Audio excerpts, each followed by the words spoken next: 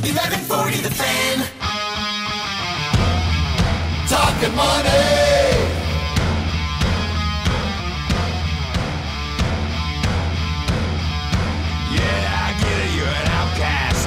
Under attack, always coming in last, bringing up the past. No one owes you anything. I think you need a shotgun blast, a kick in the ass. So paranoid, watch your back.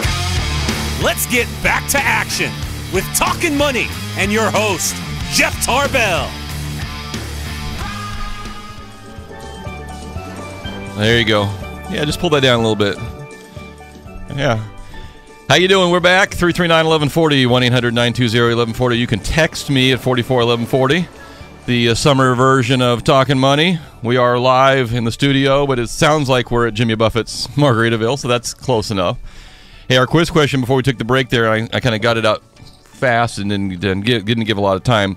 And I think that Ryan has even posted the answer on the Talkin Money Facebook page, so if you are, Google's not working, and you can get to Facebook, at least, you can find the answer on the Talkin Money Facebook page. Here's our quiz question.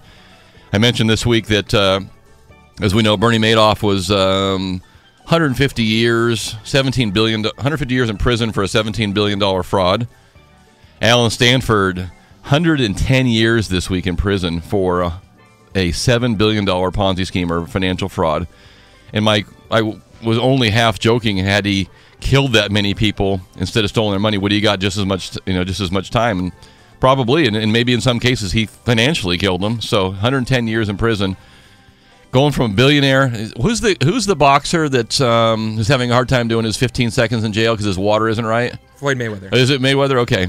So imagine being a billionaire, even if it wasn't your money, you're still flowing $1 billion through your pocket, or $7 billion, and now you're going to be spending 110 years in prison. That's going to be an uneasy changeover for him. But the original person, the Charles Ponzi, who the schemes were named after, got 5 years in prison back in the 20s. And how much money, I'll let this hang out here a little bit longer, how much money was he accused or convicted of stealing back in 1920? Not a lot of money by today's standards, not even a moderate NBA salary by today's standards, but Ryan was asking me, how much is that in today? I don't know what that amount would be in today's versions, but it would be a lot. Probably still not as much as the other two have taken, but yeah, I mean, what do you 10 times that? Would you go? Oh, more than that. More than that. Yeah, more than that. But and keep in mind, for in the 20s, for you to steal somebody's money was a lot more work, right? Because you didn't have the internet, you didn't have all these easy ways of getting transfers. So, I mean, you had to physically get your hands on the money. Right. And how do you get your message out that I want to steal from you? You had to really kind of get out there and promote yourself that I want to be a thief. It was hard work back then. It was a lot of hard work after every sentence. Yeah, see, yeah, right. That's right. So yeah, the speech was a lot longer, and then you had to figure out what he was trying to communicate to you. So, and then you had to wait for the guy on the horse to bring you your check. It was a big deal in the 20s to steal money from people. Not much easier today, I guess. You know what I'm wondering? Does he get some kind of percentage from all future Ponzi schemes? I don't know if he gets, if his like family an agent of sorts. Yeah, if you're using my name. Did he license that? I would. Yeah. If I was one of the Ponzi heirs, I'd be after a small finder's fee. So we'll let that hang out there, and the answer is posted on the Talkin Money Facebook page. We'll give you a 4-pack of tickets to the Sacramento River Cats. And you can go out there. And by the way, if you do win those tickets, they're good for any game. You can go anytime you want, day or night. They'll give you the best seats available. So we'll let that hang out there for a moment as well. Speaking of Ponzi schemes, a couple little things. I did catch a few things that kind of caught my eye this week. I didn't see this anywhere, but I don't bank with ING, but ING was fined $619 million. That's the fine. Wow. $619 million, record penalty for illegally moving billions, with a B, billions of dollars, through the U.S. banking system on behalf of Cuban and Iranian clients, and threatening to fire their employees if they fail to conceal the origin of the money. So that is a pretty big deal. $619 million fine for ING, and I guess they agreed to pay. Yeah, they agreed to pay it. Wow. So something was going on there. And filtering money from Cuba and Iranian clients, according to this article. So that was a fairly big one. I did see a couple of things I thought were interesting. The whole Facebook fallout right now after their debacle has just not been good. No. I mean, if you were a public or a private company hoping to go public, and what you were hoping that would happen is that Facebook would come out, raise all this money, and then you would be like, just, oh, we're going to be next in line. It's going to be such an it's like a groundswell, right? I'm just going to follow their vacuum and go through. Oh, yeah. And exactly the opposite has happened now, and there has been the slowest stretch in initial public offerings since the very beginning of 2011 after the Facebook fallout. Facebook stock down 29% since its IPO price. So that continues to drag the market down. And other companies have just said, you know what? Forget it. We're not even going to. We'll just see you later. If the great Facebook, can't make it, they had such high hopes for that one there. So the question is now at almost a third of the discounted price. Is it worth looking at Facebook now? I mean, it's a 30% discount, if you will. If you ever were going to buy it, do I think I don't follow their. I'm not in the stock business. I don't follow their business plan. I just say. In a gut reaction to myself, they have they would be the 7th or 8th largest country if their population was a country. So right. They attract a lot of people. I know they're going to find out a way to get money out of the people. Well, I don't think that Facebook will go away. They have too much data. They have too much value there, and I believe that's how those companies get valued is the amount of contacts they have, the amount of data they have. So I don't think it's going away. So I think it is possibly, in my opinion, could be a good investment because I think that is going to jump back up a little bit, but they just don't have a way. They don't have an easy way of monetizing. They're not as good as Google is at monetizing their client base yet, right. But they'll figure it out. Yeah. I think they'll figure it out. Google's making a push too to take over. Yeah, I know those two. You watch. So let's watch. This will be an interesting year because, and I don't have any of the articles here because, quite frankly, I don't know if I understand what's really going on in the world. But Apple, before Steve Jobs passed away, he made a comment that I think the people at Apple still follow to this day. And his comment was, this is over the Android phone, that Google stole from Apple. Mm-hmm. And Steve Jobs said, I will spend every penny in this freaking company to bury Google because of that. And now he's passed away, and so and now he's buried. Yeah, now he's buried. Thank you, Chris. That's karma. So, I hope. Are you saying those on the air? By the way, That was on the air. Okay, good. So no one thinks that you said that. Yeah, don't say things in my ear because they'll come out my mouth anyways. Just say them. But it'll be interesting to see. So I don't know what those two, Google and Apple, mm-hmm. what their conflict is, other than they're just competitors. But those two are either going to make each other better, yeah, or they're going to burn in hell trying to kill each other, and I'm not sure which it is. Yeah. But they're going to be the two fiercest. They have the most cash. They have the most technology. They're buying everything. All these little companies. So those two, it's going to be great to watch those two fight amongst themselves. We're going to be the winner. Yeah. I hope.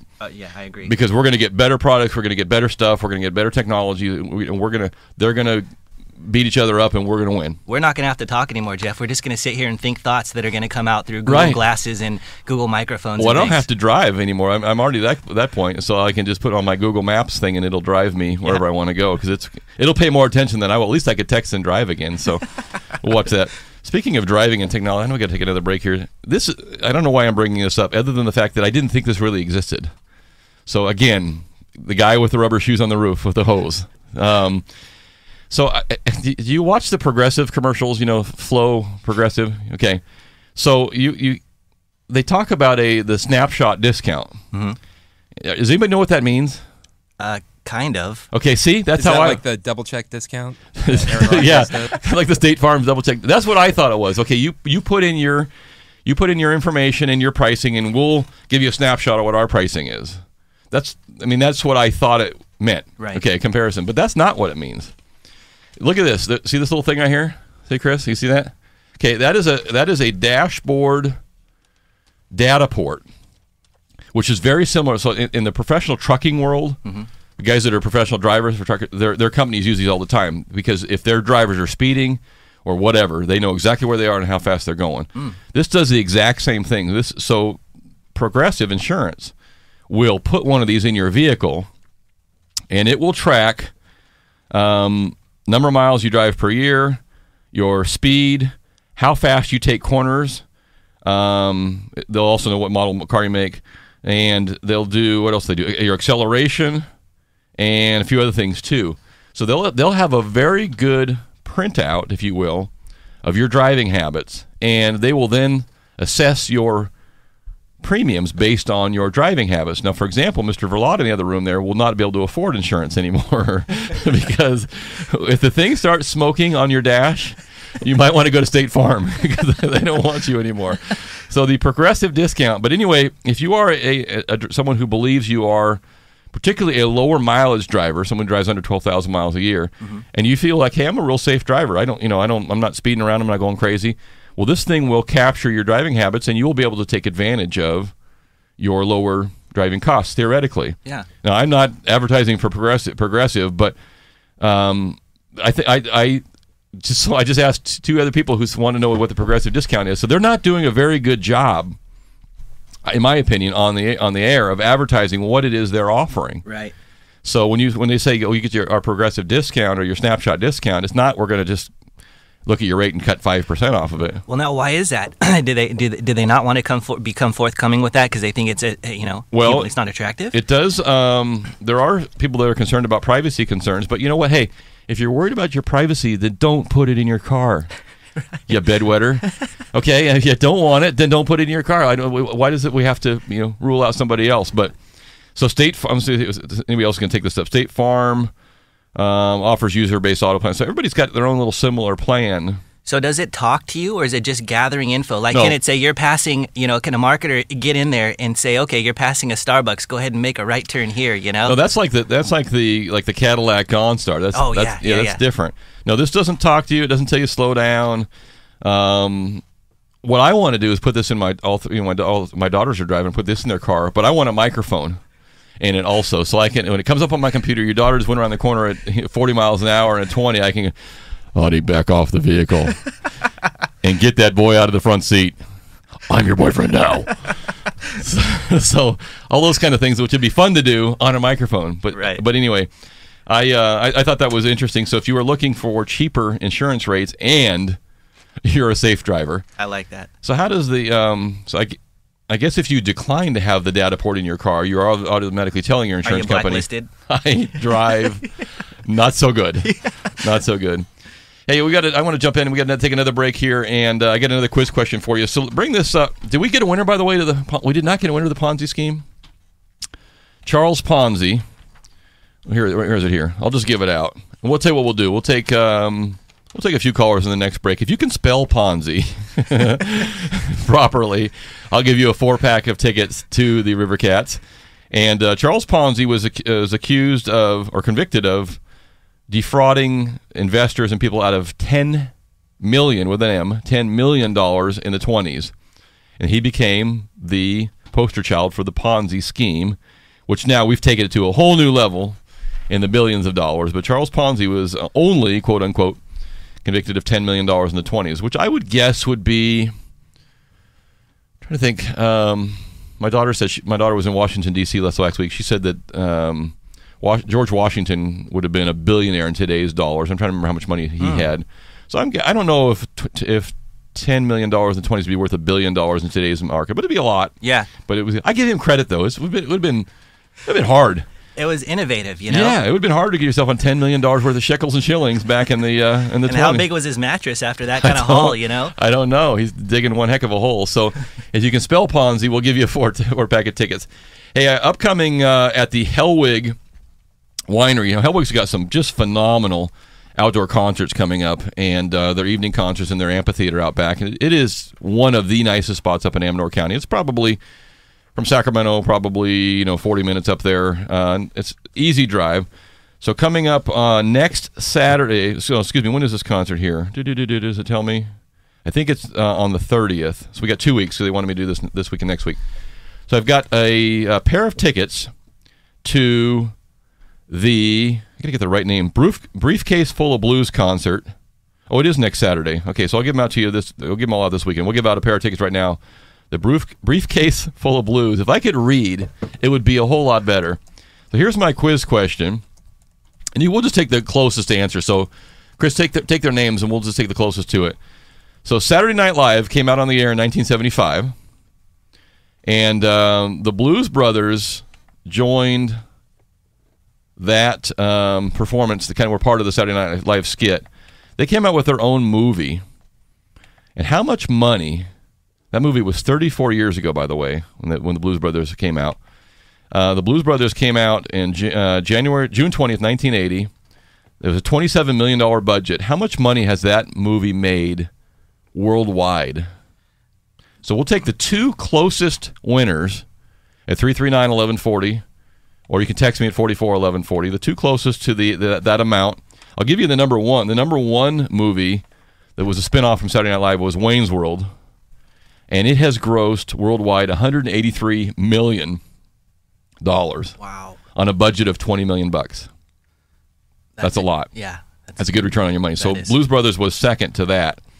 If you know the answer to that, we'll take the closest to that, 339-1140, 1-800-920-1140. You can text me at 44-1140. The two closest to that will give you a pair of passes. Go up to see the Briefcase Full of Blues concert next Saturday, June 23rd at the Hellwig Winery in Amador County. We'll take another quick break. My name is Jeff Tarbell. This is Talkin Money, and we will be... What happened to our background? You got tired of the background music, the Jimmy Buffett music? We'll be right back.